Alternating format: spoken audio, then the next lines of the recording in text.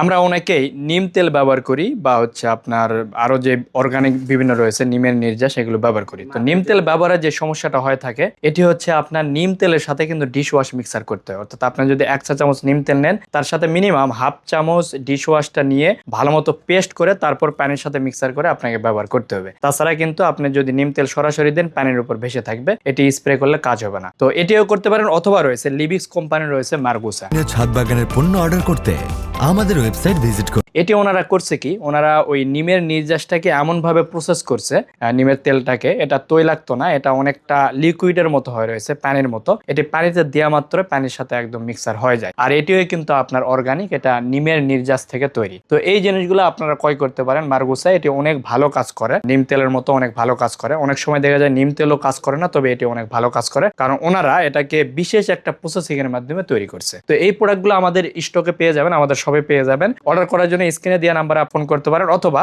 আমাদের ওয়েবসাইটে আপনারা ভিজিট করে কিন্তু অর্ডার করতে পারবেন।